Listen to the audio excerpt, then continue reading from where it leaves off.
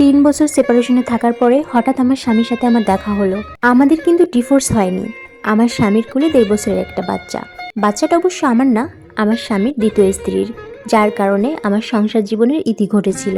আমি দেখতে অসুন্দর বা কালো ব্যাপারটা ঠিক এরকম না, আমি দেখতে যথেষ্ট সুন্দরী ও স্মার্ট। ওই যে প্রিন্সেস ডায়নার একটা উক্তি আছে না, আমি যাকে ভালোবেসেছিলাম সে ছাড়া গোটা বিশ্ব আমাকে ভালোবেসেছিল।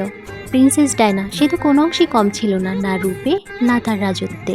এরপরও প্রিন্সেস ডায়নার স্বামী পরনারীতে আসক্ত ছিল, আর সেখানে তো আমার স্বামী। যাই হোক, যাদের মেন্টালিটি খারাপ তাদের ঘরে সুন্দরী স্ত্রী থাকলেও তারা পরনারীতে আসক্ত হবেই। আমরা সম্পর্ক করে বিয়ে করেছিলাম। বিয়ের 2.5 বছর পরে সে তার মনে হয়েছে আমাকে নিয়ে তার সংসার করা আর সম্ভব না, সে দ্বিতীয় বিয়ে করতে চায়। সে যেদিন এ কথাটা বলল সে দ্বিতীয় বিয়ে করতে চায়, আমি অবাক হয়ে তার মুখের দিকে তাকিয়েছিলাম। আমার হাজবেন্ড হয়তো ভেবেছিল আমি তার পায়ে জড়িয়ে ধরে বলবো প্লিজ তুমি দ্বিতীয় বিয়ে করো না। হয়তো সে ভেবেছিল আমি অনেক আকতি মিনতি করব, কিন্তু তাকে অবাক করে দিয়ে আমি বললাম তুমি কাকে বিয়ে করতে চাও? আমার অফিসের কলিগ সাইমাকে। আচ্ছা, কতদিনের সম্পর্ক তোমাদের? এই কথাটা বলার পরে আমার হাজবেন্ড অবাক হয়েছিল। এরপরে সে বলল 7 মাসের। তখন আমি বললাম ও আচ্ছা, ভালোই তো, বেশ, তোমরা বিয়ে করো, আমার কোনো আপত্তি নেই। এরপর আমি আমার হাজবেন্ডকে বললাম আচ্ছা, আমাদের বিয়ের আগে আমাদের সম্পর্কটা কত বছরের ছিল? তখন আমার হাজবেন্ড বলল হঠাৎ এ কথা। তখন তার শার্টের বোতাম লাগাতে লাগাতে আমি বললাম বলোই না, জানতে ইচ্ছে করছে। সে বলল হবে হয়তো 2 বছর। এরপর আমি বললাম 2 বছর 4 মাস 15 দিন ছিল, 16 দিনের মাথায় আমরা বিয়ে করি। বিয়ের আগে যেন কি বলেছিলে আমায়?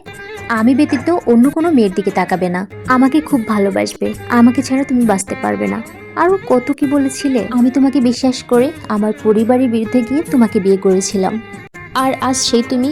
যাই হোক, তোমার সাথে আর আমি সংসার করতে চাই না, ব্যাস ডিভোর্স চাই। আমাদের কাবিননামা যেন কত ছিল? 11 লাখ। আর কে যেন এত টাকা দিয়েছিল কাবিননামায়? তুমি আমাকে এতটাই ভালোবাসতে পৃথিবীর সব টাকার বিনিময়ে তুমি কাবিননামা করতে চেয়েছিলে। তোমার মাসিক ইনকাম 30,000 টাকা, এখন এত টাকা কোথা থেকে দিবে?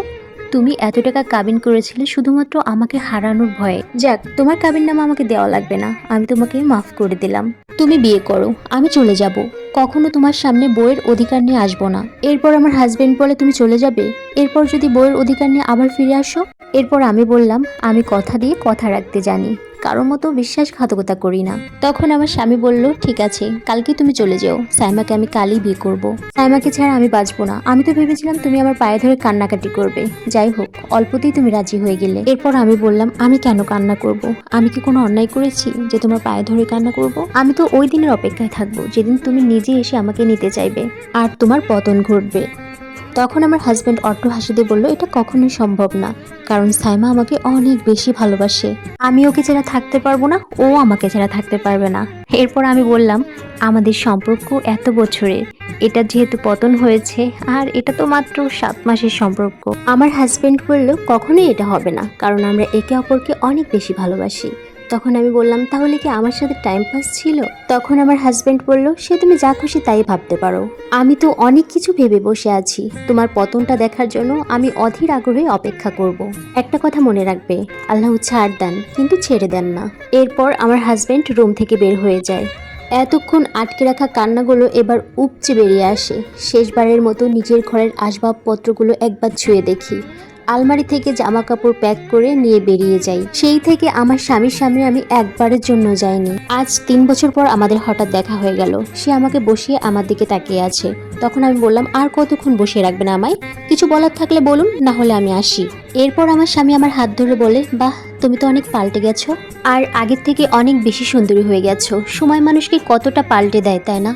আমার জীবনে আবার ফিরে এসো প্লিজ, তোমার মতো করে আমাকে আর কেউ ভালোবাসতে পারেনি। সায়েমা আমাকে ঠকিয়েছে, আমার সাথে বিয়ে হওয়ার পরে সে অন্য জায়গায় সম্পর্কে জড়িয়েছে।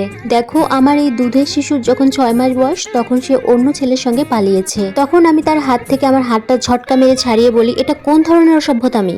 আর তাছাড়া আপনার স্ত্রী কার সঙ্গে পালিয়েছে, কার সঙ্গে গিয়েছে, কি করেছে না করেছে এগুলোকে আমি আপনার কাছে জানতে চেয়েছি। তখন আমার স্বামী নরম সুরে বলে তুমি তো আমার স্ত্রী, সেই হিসাবে তুমি আমার এই বাচ্চার মা, তুমি প্লিজ আমার লাইফে ব্যাক করো। তখন আমি তাকে বললাম ও হ্যালো মিস্টার, এটা আপনার মেয়ে, আমার নয়।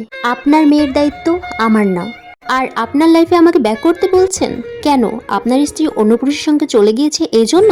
মেয়েকে একা মানুষ করতে পারছেন না এই জন্য? বাহ মিস্টার বাহ। আপনি যেমন আমাকে বিয়ে করা সত্ত্বেও বাইরের সম্পর্কে জড়িয়েছেন, ঠিক আপনার স্ত্রীও আপনার সঙ্গে সেরকম করেছেন। মনে আছে আমি আপনাকে বলেছিলাম আল্লাহ ছাড় দেন কিন্তু ছেড়ে দেন না। এই যে মিস্টার, সবসময় মনে রাখবেন, কাউকে ঠকালে নিজেও ঠকতে হয়। আপনি আমাকে ঠকিয়েছেন আর সেটা সুদে আসলে ফেরতও পেয়ে গেছেন। বাই দ্য ওয়ে, যাই হোক, আপনাকে একদিন আমি বলেছিলাম একটা সময় আসবে আপনি আমার কাছে আসবেন এবং আমাকে আপনার লাইফে ফেরত চাইবেন।